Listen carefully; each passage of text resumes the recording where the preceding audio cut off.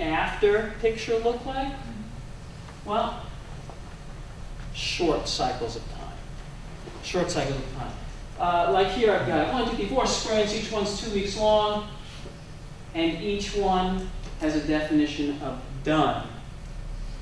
But if I can get that definition of done to production ready, that's when things start flying. At the end of every sprint, teams delivering potentially shippable product increments, cycle after cycle after cycle. But you don't move from before to after just by snapping your fingers. There's a lot of work involved in that, and it's very expensive. And the two major costs that management has to be aware of as they consider this movement, the two major costs: organizational change, like creating cross-functional teams, and technology, like automation tools, as an example. Turn to someone nearby. Ask them this question. Do you have an understanding of what it means in your organization when your development team said they're done with something? And by the way, what was the last review you saw? Go ahead, please. Yes, we do. Ask each other that question. You say no on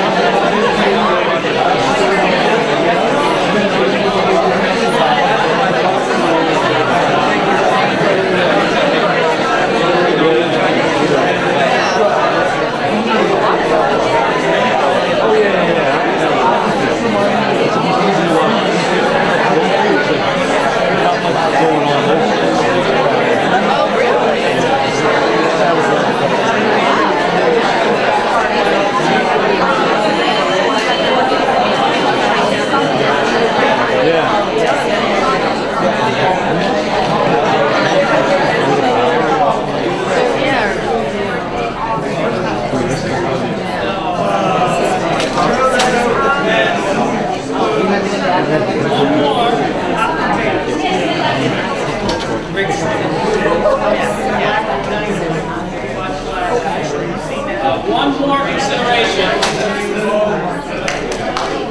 It's okay, we talked about small, we talked about cross-functional. Cross-functional. Self-organizing. Self-organizing. Right, that's the one. By the way, the last movie I watched was that Thor movie. Which one? The second Thor movie. Yeah. I know, I just got to watch it. All right, some thoughts about self-organizing. Basic responsibilities of the team. I'm going to run through these fairly quickly, except for one that stands out. Right, this is what a team's supposed to look like: 5 to 9 people, cross-functional, full-time, meaning they're dedicated to the project. They're responsible for the sprint backlog. Here we go, my favorite team responsibility. The team manages their own work. The self-organizers figures out how to reach the commitments they made while still following organizational standards and procedures. They don't get a hall pass, unless they're given a hall pass. Some teams are told, hey, you don't have to follow the rules. We're running a pilot, we want to experiment. But most teams still have to follow the rules. Additionally, beyond that, they create their own rules of behavior. Ground rules like social contracts. You know, like our daily meetings at 9:15 every day, or something like that. We don't interrupt each other when we're speaking. The team is responsible to actually do the work. Sometimes they don't have all the skills they need or all the domain knowledge they need on their team, and they might have to go outside themselves and ask for some help. We understand that's going to happen. And they're responsible to share, right, to show what they've accomplished. Basic responsibilities. Now, as teams are formed, you've seen Bruce Tuckman's model, right? Forming. Right, is it norming is first? Storming is first. Forming, storming, norming, and performing, right? There's lots of models out there. One of my favorites is Patrick Lencioni's.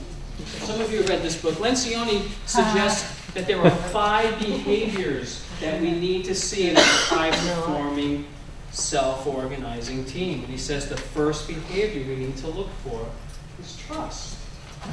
If you don't have trust, you're going nowhere. The absence of trust is what he calls one of his dysfunctions. It's just a missing function, that's all. It's a missing behavior. If we can trust each other, we should be able to engage in healthy, constructive debate. We can argue with each other because we trust that we're not trying to just win. We trust that we're just trying to come up with the best solution. People committing to things. Now, if your team is struggling with committing to the work of the sprint, it could be due to many different reasons. In fact, there's this movement in the Agile community that's encouraging teams, don't commit. It's an empirical process. You don't know what's going to happen. I'm not in that camp. I disagree. What I want to ask the team is, look, we're talking about just 2 weeks. Do you have everything you need? Do you have all the information you need? You yourselves were able to assess your own capacity. You yourselves were able to assess which items you're bringing into the sprint. You yourselves were able to plan out the work of the sprint for yourselves. What more do you need? Now, the building could burn down tomorrow. I understand that. But based on what you know right now, why not? Why not? We can debate that because I trust you. We're just trying to come up with the best solution. But one possible reason why a team might not be willing to commit is because they don't have this yet. I know I'm going to get my stuff done, but I don't know what I do.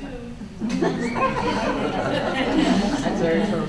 Accountability is a bit elusive, hard to measure that. I just look for little signs.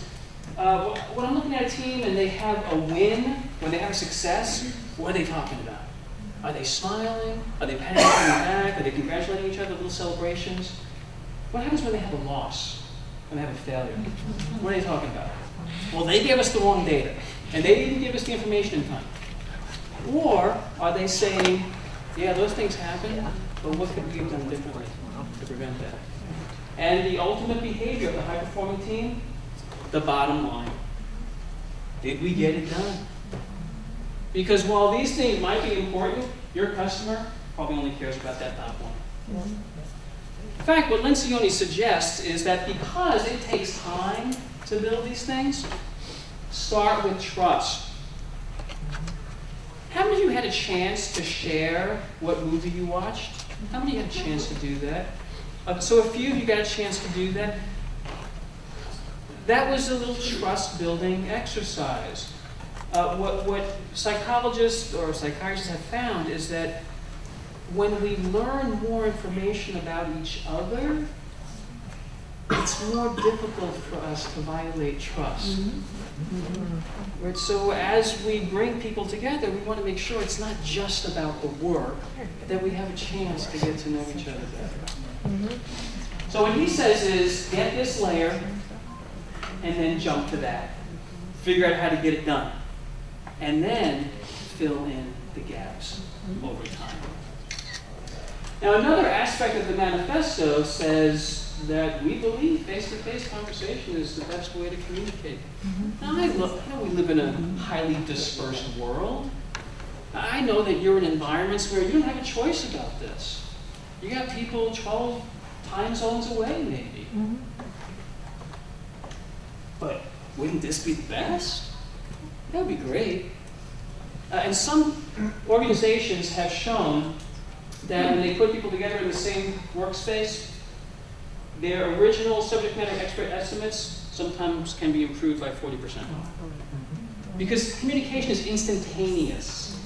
And if we made a mistake in communication, we know about it right away. But we can't all do that. All I've done over the years is collect a list of things you could try. These are things that I've seen or that I've tried to help when team members are not in the same physical space. These are not in order of priority, except the first one. The first one is the most impactful thing you could do. Put people on planes. Let them work in that alternate environment for extended periods of time, not for a week, but maybe for a few sprints, a few iterations. Learn what it's like to be in that environment. Get past the storms with their teammates. Learn a lot about how they're going to work together when they go back to their home base. That's very expensive and it's very inconvenient, but it's the most impactful thing. Beyond that, pairing team members or personals. We're not talking about pair programming. This is not a technological pairing. This is just a personal agreement pairing. You and I are going to be pairs. And all that means is that we can be working on different skills, but when I'm out sick, you're going to contact me when I come back and fill me in on what I missed. Or if you're missing from the daily meeting, I'm going to track you down and say, hey, where were you?